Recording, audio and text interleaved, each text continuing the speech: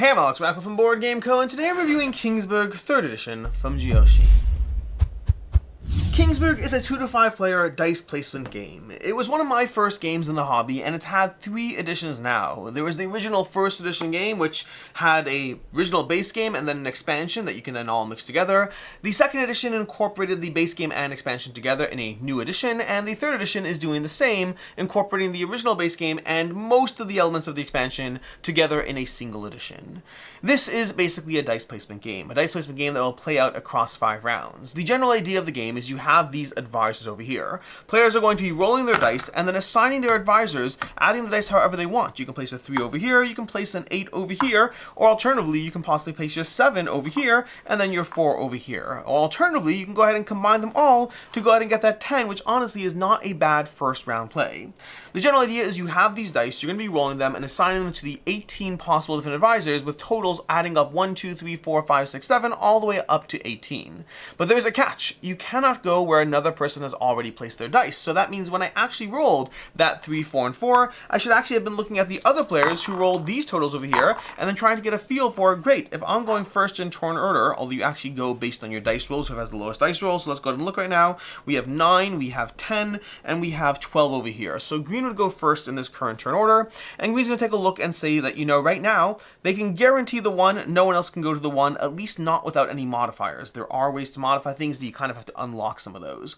But over here we have a 5, no one else has a 5, we have a 3, maybe we'll take the 3 and we'll place it somewhere because we can lock in the 3, and then we can possibly do the 5 and the 1 separately for getting what we want. Let's go ahead and do that. We're going to place the 3 over here, we're not going to resolve it yet, you're going to get the rewards later. So you go ahead and place the die over here, we know we're getting 1 wood, and the wood's going to be very helpful towards building our buildings over here, because every round goes through a few steps, while more specifically every round, every year of the game, goes through 8 different steps, which we will walk through. I'm trying to give you a general overview of how the game plays.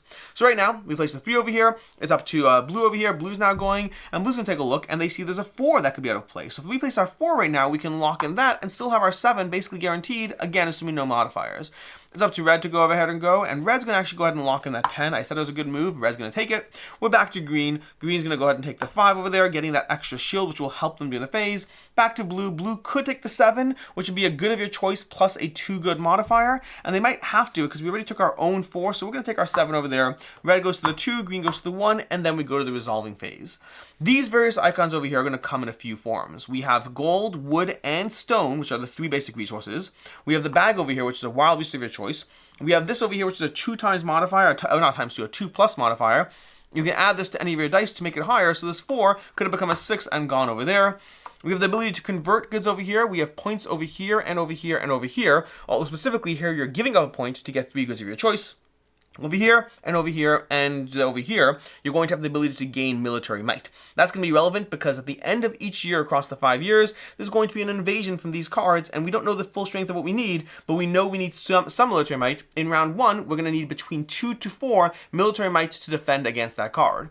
Speaking of the cards over there and how you don't see them, over here and over here with the crystal ball, you get to see the card of the current round, which will tell you what the strength is. We know right now, all players know that the round 1 is going to be between 2 and 4 strength, which means to match it, you need at least, well, let's go ahead and show you the card and we'll walk you through it. Let's pretend we went to this crystal ball space over here, and we see this ball over here. We see the card over here. This is a 2 strength card, which means if you place a 1, you would lose and suffer the negative consequences, which start off a little not too strong, but as you get higher up, you may lose buildings you've worked towards if you have too little strength to defend against the invasion.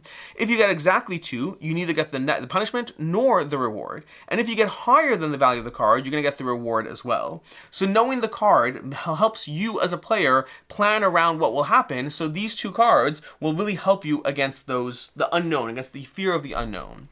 That's basically all the various spots on the board. The only other icon is the one which you give a point to get 3 wild goods, and now you know all the possible combinations, just taking a look and seeing what you're getting out of those. Now the reason you're doing this is because the exact sequence of play every single round is going to be as follows.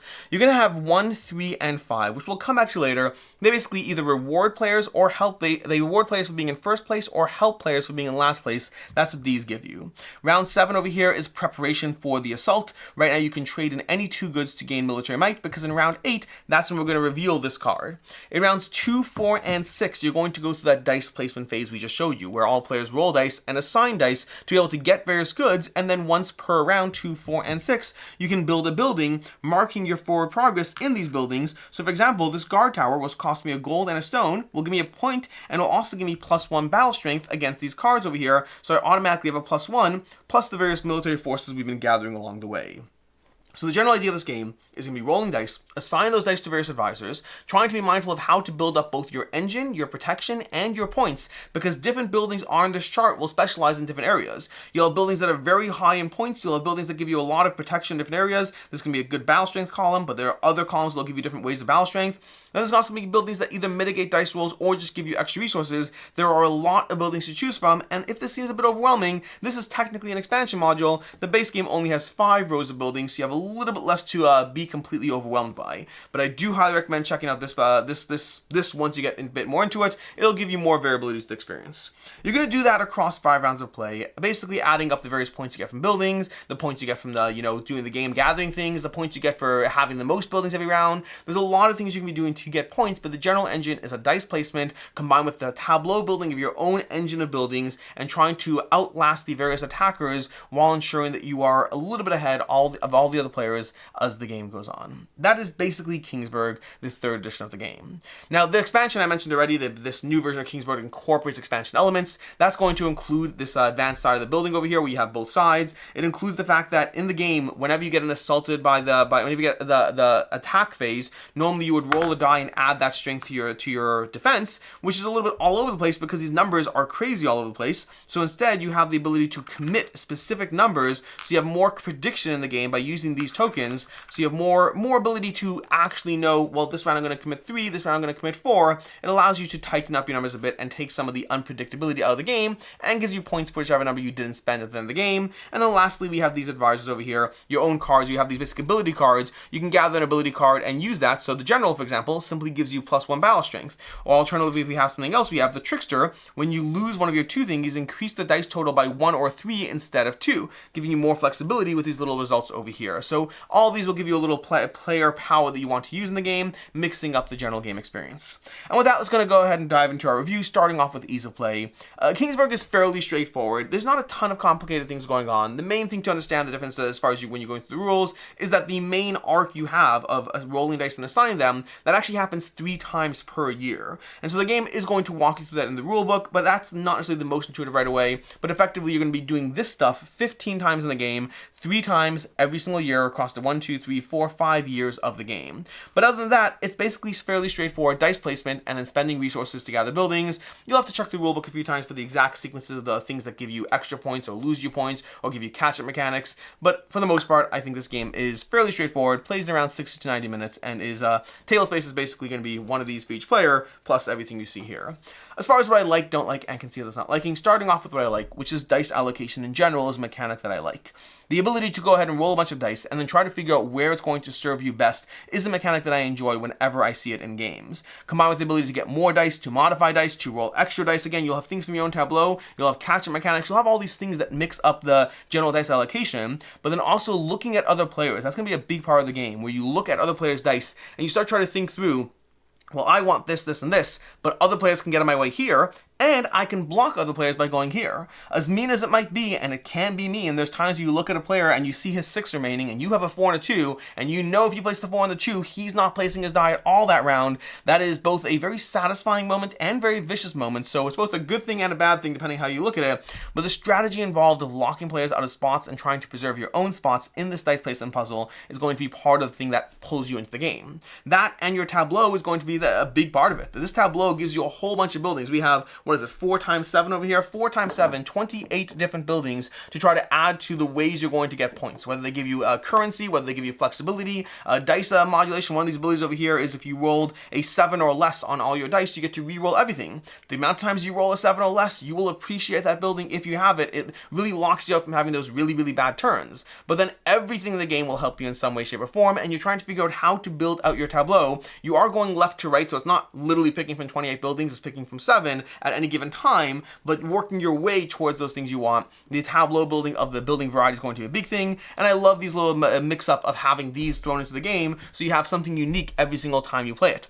The game also does a good job with giving some degree of catch mechanics while not being too powerful as far as how the catch mechanics work, to ensure that somebody who's not doing as well, for example, in this first round, you're going to get an extra die. Whoever has the fewest buildings will get a full extra die, not for the whole round, but for that first season. Rolling 4 dice instead of 3 is a very fun moment when you're working hard for every single die, and yes, there are ways to roll even more dice based on the buildings you build. As far as things I don't like in the game, first of all, the hidden nature of the assault that's coming every round. I'm realizing this 2 and 3 are swapped, but the hidden nature of the assault that's coming every single round means you kind of have to either go to the 17 or the 10, the queen, or I think it's the captain if I'm not mistaken. You have to go to one of those spots to know what's coming. You either have to do that, or you have to kind of plan for the worst. Like, you should never, ever, and you could do it, you could risk it if you want, but you will regret it if you're wrong. You should not be ever going lower than the even number, the matching number. Sometimes getting that extra point is not necessarily as strong, so if a card says 4 to 6 and you don't know what it is, you should plan as if you should have at least 6 units. That 7th is a guaranteed for sure. The 6th at least ensures nothing bad happens. Losing a building you've worked towards is incredibly punishing in this game, and so the way the cards are hidden, it kind of forces you to go to the queen or captain or plan for the worst. I find anything less is just way too dangerous, and that's not always because it's too dangerous. I find I just have to do one of those two things. I'll say that the game does feel a little repetitive, both because of the very nature of the fact that these 18 spots, as much as it seems like, oh my gosh, there's 18 spots, they're not that different or cool. They're basically mostly going to be ways of getting gold, wood, and stone. And everything else is kind of a little bit semantics. Oh, and military strength. Gold, wood, stone, and military strength or knowledge. They're all just different configurations of that. And so, as much as there's a lot of places to go, it's not that interesting. The main core board is not that interesting. The buildings are, but the core puzzle of how you get resources, and as much as I enjoy dice placement in general, as much as I do enjoy it in Kingsburg, I find that it is one of the less interesting dice placement games I've played, because there's kind of always something you can do and go to. So, okay, fine, you get 1 wood instead of 1 gold this round, or you can't exactly do that, you have to convert that. Over time, it kind of doesn't feel as tense as it might feel that first game. I think the dice placement puzzle is still good, but not necessarily as good as other games that give you dice placement. As far as I can see, others not liking, bad rolls are definitely a thing in this game. You have to be prepared for it, you have to plan around it, you have to know that bad rolls will come. Yes, you can mitigate around it by building that chapel and ensuring that you never get a less than a 7, but sometimes you'll get exactly 7. When you build that chapel, you will find the amount of times you notice your roll being exactly 7. Sorry, 7 is actually fine. 7 you will let you reroll. You'll start getting rolls of exactly 8 because now you built the chapel. But in general, you're always going to have bad rolls, and you will have those turns where you just can't do anything, and it often takes a few turns before you can even build the chapel. So rolling a 5 in the first turn is just not fun, and there's nothing the game does to really strongly reward you other than saying, okay, we'll give you an extra die because you're doing so poorly, which is usually not enough to actually catch you up. It's more of a feel-good moment in a game that currently has otherwise feel-bad moments. So bad rolls are definitely something you have to be mindful of. There's not as much mitigation around them as I would like. Someone who's rolling better is going to get more stuff in the game. I'll also say that certain building tracks seem stronger than others. As much as I like trying to experiment with different patterns, there's usually a few specific patterns that I find will reward you the most, whether it's because of the points or the army boons that they give you, and it's not actually 28 buildings. I find this is not a game where you actually have 28 buildings to choose from. You have closer to like maybe 15 buildings to choose from because of the nature of the way the tracks work and what does and doesn't seem stronger in the game. As far as final thoughts on Kingsburg, my review today is very different than had I reviewed it when I first played this. When I first got into the hobby, I loved this game. It was my first dice placement game, and I loved it. The idea of having worker placement, but with dice, of rolling dice, of adding things up, assigned to different locations. It was a game that I really thoroughly enjoyed. I hunted down the expansion as soon as I can, and I had this in my collection for years. But it is a game that, as time has gone on, I feel less of the magic of that game. And it doesn't help that I feel that each edition of the game past the first one is worse and worse from a visual and component quality standpoint. The first edition, you did have to buy the expansion separately, so there's that complaint against it, but it looked beautiful, and I think it's generally agreed to be the best version of the game, versus the second and third edition just don't look as great, and component quality is not as great. And so that, combined with I guess where I am with this is, for me, I do have that additional negative aspect of my tastes in games have become more widespread, and I've tried more games in the genre, and then also this version of the game just looks worse than the original does. For me, I still think Kingsburg has a lot to enjoy, but it's not necessarily my favorite game anymore. Well, it's not my favorite, but it's not, I don't appreciate it as much as I once did, primarily because I've been exposed to so many other games. For me, I'm going to give this one a 3.5 out of 5. There's still a lot to like over here, but I think it is one that's showing its age, and I think there are better games out there. Speaking of better games, let's go ahead with our recommendations over here. If you want a better dice placement game, I definitely recommend checking out Alien Frontiers, a game I played around the same time and has stood the test of time a little better. And if you want something in a similar theme but a very different game, check out Domain, another older game that I think has done a great job standing the test of time. It is hard to hunt down. It's from Klaus Teuber, the designer of Catan, but Domain is a fascinating military combat game that is not one you hear a lot about nowadays, but it's worth hunting down if you can. In any case, and until next time, I'm Alex Radcliffe from Board Game Co. I hope you found this review helpful, and as always, I hope you have a good one.